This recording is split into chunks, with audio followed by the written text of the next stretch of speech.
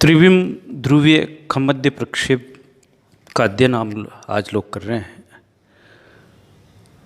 हमने पहले नॉर्मोनिक polar जेनिथल projection के विषय में अध्ययन किया था।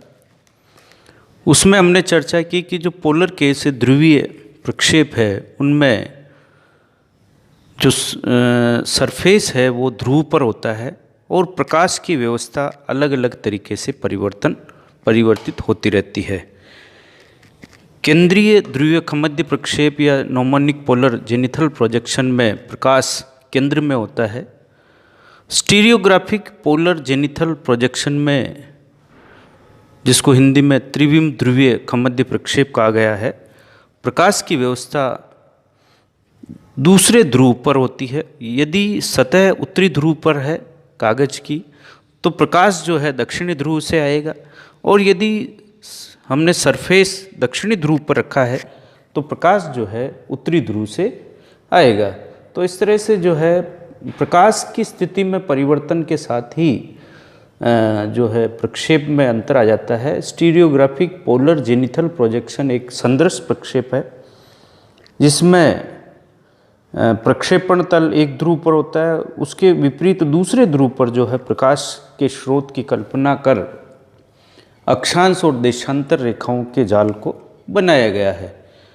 और अक्षांश देशांतर रेखाओं के जाल को किसी समतल सतह पर प्रदर्शित करने की विधि या उसकी जो प्रक्रिया होती है उसे प्रक्षेप का नाम हम लोग देते हैं। और हम जो है मानचित्र निर्माण के लिए अक्षांश और देशांतर रेखाओं को समतल सतह पर प्रदर्शित कर प्रक्षेपों का निर्माण करते हैं, अतः इन्हें मानचित्र प्रक्षेप भी कहा गया। सामने एक क्वेश्चन दिया हुआ है जिसको हम हल करेंगे और ये समझेंगे कि स्टीरियोग्राफिक पोलर जेनिथल प्रोजेक्शन कैसे निर्मित होता है। क्वेश्चन है 1:200 RF पर 250 60 प्रदर्शक भिन्न पर उत्तरी गोलार्ध के लिए एक त्रिविम ध्रुवीय खमद्य प्रक्षेप की रचना कीजिए। प्रक्षेप में अक्षांश और देशांतर रेखा का जो अंतराल है वो 15 डिग्री रखिए। पुनः 1:250 60 प्रदर्शक भिन्न पर एक उत्तरी गोलार्ध के लिए एक त्रिविम ध्रुवीय खमद्य प्रक्षेप की रचना करनी है, जिसमें अंतराल जो है 15 डिग्री रखा गया। पूर्व प्रक्षेप में या प्रक्षेप निर्माण के लिए जो आलेखी विधि या गणितीय विधि जो भी उपयोग में लिया जाता है, हम आलेखी विधि से इस प्रक्षेप का निर्माण कर रहे हैं। प्रक्षेप में सबसे पहले जो है घटाए गए वृत्त का अर्धव्यास निकाला जाता है, जिसको घटाए गए वृत्त की रेडियस कहा गया है, जिसे संक्षिप्त रूप से आर कहा जाता है। रेडियस निकालनी है घटाए गए वृत्त की। हमारे पृथ्वी का जो अर्धव्यास है वो है 6350 किलोमीटर है। उसको हमने सेंटीमीटर में परिवर्तित किया है। उसके जो है सेंटीमीटर में परिवर्तित के लिए 1 लाख से जब गुणा किया तो हमारे पास जो है ये संख्या निकल के आई 635 और 60। ये वास्तविक पृथ्वी का अर्धव्यास है। उसमें जो हमारा प्रदर्शक भिन्न है 250 और 60, उसके जो हर का हमने भाग दिया और उससे जो है हमारी रेडियस निकल के आई 2:250 सेंटीमीटर। ये जो है हमारी रेडियस निकल के आई। इसको जब हमने कैलकुलेट किया 2.54 सेंटीमीटर रेडियस निकल के आई। अब हम लोगों को इस रेडियस के आधार पर जो है त्रिविम ध्रुवीय खमद्य प्रक्षेप पोलर जेनिथल स्टीरियोग्राफिक पोलर जेनिथल प्रोजेक्शन का निर्माण करना है। गणितीय गणना के उपरांत प्रक्षेप के निर्माण के लिए सबसे पहले हमें 2.5 सेंटीमीटर का जो आर हमारे आया है, उसका ओ ए दूरी का आर की दूरी का रेडियस लेना है और वो उसकी लंबाई ओ ए की लंबाई होगी 2.5 सेंटीमीटर। 2.5 सेंटीमीटर का आर लेके हमने एक अर्धवृत्त का निर्माण किया जो हमारे सामने है। NSA जो अर्धवृत्त है उसका निर्माण हमने 2.54 सेंटीमीटर लेके किया। OAN जो वृत्त का चतुर्थांश है उसमें O को केंद्र मानते हुए 15 डिग्री के हमने OAN जो चतुर्थांश है उसमें खंड किए। सबसे पहले हमने B की दूरी जो O को केंद्र मानते हुए B बिंदु की दूरी जो 15 डिग्री का कोण बनाती है, C की दूरी 30 डिग्री का, D जो है 45 डिग्री, E की दूरी जो है 60 डिग्री और F की दूरी जो है 75 डिग्री की दूरी। यानी हम B, C, D, E, F की जो दूरियां हैं वो कोण के आधार पर 15 डिग्री का कोण, 30 डिग्री का कोण, 45 डिग्री का कोण, 60 डिग्री का कोण, 75 डिग्री का कोण और अंत में जो N जो है वो 90 डिग्री को प्रदर्शित कर रहा है।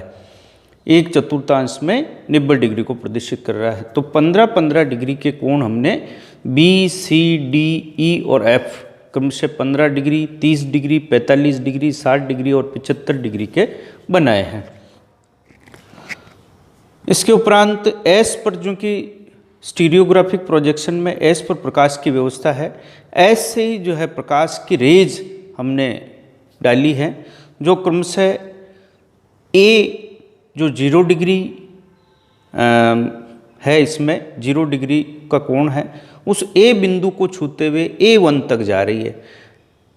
N बिंदु से हमने जो है ध्रुव को छूते हुए एक स्पर्श रेखा N से लेकर A बिंदु तक, A1 तक और उससे आगे हमने बढ़ाई। जो N बिंदु जो ध्रुव है उसको छूते हुए एक स्पर्श रेखा हमने डाली है। S से जो रेज निकल रही है A से गुजरते हुए A बिंदु A1 पर जाकर स्पर्श कर रही है। A1 स्थान पर जो जहाँ स्पर्श कर रही है उस जगह को हमने A1 बाइंड कर। इसी तरह से 15 डिग्री की जो लाइन है हमारी OB लाइन, उसको छूते हुए S से जो रेज जा रही है B बिंदु से होते B1 स्थान पर जाकर स्पर्श कर रही है।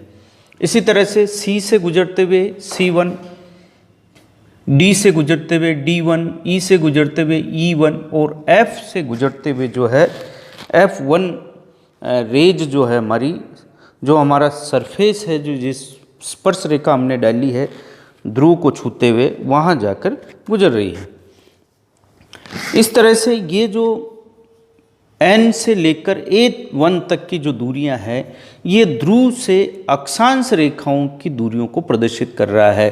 F बिंदु 75 डिग्री अक्षांश रेखा को 1, E1 60 डिग्री, D1 जो है वो 45 डिग्री को प्रदर्शित कर रहा है, C 30 डिग्री को और B1 की दूरी जो है वो 15 डिग्री की दूरी और A की दूरी जो है विषुवत रेखा की दूरी को प्रदर्शित कर रहा है, जिसको हम 0 डिग्री भी कह रहे हैं। N जो ध्रुव बिंदु है वहाँ से विषुवतीय दूरी को प्रदर्शित कर रहा है। इन दूरियों को आधार मानते हुए हम अब स्टीरियोग्राफिक पोलर जेनिथल का निर्माण कर रहे हैं। सबसे पहले हम एक सरल रेखा डालेंगे, जो सीधी सरल रेखा हम बिना नाप की डालेंगे, जो आपके सामने है। 90 डिग्री पूर्व से 90 डिग्री पश्चिम को प्रदर्शित कर रही है, बिल्कुल सीधी रेखा। इसी तरह से 180 डिग्री से दक्षिण में जो है 0 डिग्री देशांतर को मिलाते हुए हमने एक सीधी रेखा डाली है। यानी एक प्लस का निर्माण करेंगे, जो एक रेखा डाल के उसको हम अर्ध विभाजकों के रूप में विभाजित करेंगे। इस O केंद्र, ये जो N बिंदु है जिसको हम O केंद्र भी कह रहे थे, यहाँ O बिंदु, उस ON को केंद्र मानते हुए सबसे पहले जो हम है N से F दूरी चाप में लेंगे, N से F दूरी और एक सर्कल घुमाएंगे जो हमारा सबसे बीच में है N से F दूरी का सर्कल। ये हमारी जो है 75 डिग्री 75 डिग्री अक्षांश रेखा को प्रदर्शित करेगा। इसी तरह से एन से ई दूरी लेकर एक इसी एन को केंद्र मानते हुए हम एक रेखा का निर्माण करेंगे जो आपके सामने है। ये जो वृत्ताकार वृत्त का निर्माण करेंगे। ये दोनों ही वृत्त सकेंद्रीय वृत्त है, 75 वाला और 60 वाला। 60 वाले की दूरी यहाँ से एन से ई दूरी का चाप लिया और एन को केंद्र मानते हुए एक सकेंद्र वृत्त का निर्माण किया जो 60 डिग्री अक्षांश रेखा को प्रदर्शित कर रहा है। इसी तरह से एन से डी दूरी हमने ली और एक चाप का निर्माण किया, वृत्त का निर्माण किया जो 30 डिग्री अक्षांश रेखा को प्रदर्शित कर रहा है। एन से सी दूरी ली और हम जो है एक वृत्त का निर्माण करेंगे जो है 45 डिग्री अक्षांश रेखा को प्रदर्शित कर रहा है सी। इसी तरह से एन से बी दूरी लेंगे, वो जो है 30 डिग्री अक्षांश रेखा को प्रदर्शित करेगा। इसको केंद्र मानते हुए हम जो है वृत्त का निर्माण क्रमशः कर रहे हैं। एन से एफ दूरी, ई दूरी, डी दूरी, सी दूरी, बी दूरी, एन से बी दूरी का वृत्त हमने बनाया जो 15 डिग्री अक्षांश रेखा को प्रदर्शित कर रहा है। और एन से ए दूरी लेकर हम जो है एक वृत्त बनाएंगे और उस वृत्त का केंद्र एन बिंदु ही होगा जो नॉर्थ है, उसको केंद्र मानते हुए एक वृत्त का निर्माण किया जो हमारे जो है 0 डिग्री अक्षांश रेखा को प्रदर्शित कर रहा है। सामने जो वृत्ताकार वृत्त बने हैं ये अक्षांश रेखाएं हैं, क्रमशः 0 डिग्री अक्षांश रेखा, 15 डिग्री अक्षांश रेखा, 30 डिग्री अक्षांश रेखा, 45 डिग्री अक्षांश, 60 डिग्री अक्षांश और अंत में जो ये वृत्त बना हुआ है 75 डिग्री और जो केंद्र है वो 90 डिग्री अक्षांश रेखा को प्रदर्शित कर रहा है। ये उत्तरी गोलार्ध का हमने अक्षांश रेखाएं खींची। इस प्रक्षेप में देशांतर रेखाओं के निर्माण के लिए इस मध्य बिंदु जहाँ एन है उसको केंद्र मानते हुए हम जो है 15-15 डिग्री के अंतराल पर कोण का इसको पूरे वृत्त को जो है 15 डिग्री के अंतराल पर विभाजित करेंगे। जैसे देखिए 180 डिग्री उत्तर में है, यहाँ से इसको केंद्र मानते हुए हम जो है इसको 15-15 डिग्री के अंतराल पर विभाजित किया है। प्रत्येक दो देशांतरों के बीच की दूरी 15 डिग्री कोण है और इन कोणों को पूरे वृत्त को हमने 15 डिग्री में विभाजित किया। नीचे 0 डिग्री देशांतर, उत्तर में 180 डिग्री देशांतर। नीचे से 0 डिग्री से ही हम जो है इन देशांतर रेखाओं का अंकन कर रहे हैं। 15 degree, 30 degree, 45 degree, 60 degree, 75, 90 degree, 105 degree, 120 degree, 135 degree, 150 degree, 165 degree और 180 डिग्री। ईस्ट की तरफ ये पूर्वी गोलार्ध है। ईस्ट पूर्वी गोलार्ध की देशांतर रेखाएं। पश्चिम में जो है 15 डिग्री, 30 डिग्री, 45, 60, 75, 90, 105, 120, 135, 150 और 165 देशांतर रेखाओं का हमने क्रमशः नामांकन किया। इनमें 15-15 डिग्री के अंतराल पर हमने कोण बनाए। इस तरह से पूरे वृत्त को हमने कुल 15-15 डिग्री के अंतराल पर विभाजित करके पूर्वी गोलार्ध और पश्चिमी गोलार्ध की देशांतर रेखाओं का निर्माण किया। इसका जो आरएफ है 1:250/60 पर जो है ये त्रिविम ध्रुवीय मध्य प्रक्षेप स्टीरियोग्राफिक पोलर जेनिथल प्रक्षेप का निर्माण हम लोग इस तरह से करते हैं। प्रक्षेप की विशेषताएं, उपयोग एवं किन क्षेत्रों के लिए उपयोगी है। प्रतियोगिता परीक्षाओं में जो है और जो छोटे जो प्रश्न आते हैं उनमें ये पूछा जाता है कि किन क्षेत्रों के लिए उपयोगी है, किन क्षेत्रों के मानचित्र इस पर बनाए जाते हैं। सबसे पहले हम इसकी विशेषताओं की चर्चा करें। सामने जो प्रदर्शित चित्र है इसमें डायग्राम में जो वृत्त बने हुए हैं ये वृत्त अक्षांश रेखाओं को प्रदर्शित कर रहे हैं। सभी वृत्त जो है सकेंद्रीय वृत्त हैं, एक ही केंद्र से खींचे गए वृत्त हैं। अक्षांश रेखाओं में हम देख रहे हैं कि ध्रुव से या जो केंद्र से है, जो जो हम दूर जा रहे हैं अक्षांश रेखाओं के बीच की दूरियां बढ़ती जा रही। यहाँ देखिए ये उत्तरी ध्रुव का है, उत्तरी ध्रुव से हम जो जो दूर जा रहे हैं अक्षांश रेखाओं के बीच की दूरियां बढ़ती जा रही हैं। अक्षांश और देशांतर रेखाएं एक दूसरे को समकोण पर काट रही है। इस प्रक्षेप में केवल एक ही गोलार्ध का हम चित्रण कर सकते हैं, ये उत्तरी गोलार्ध का है, क्योंकि हमारा जो सरफेस है वो उत्तरी गोलार्ध पर है।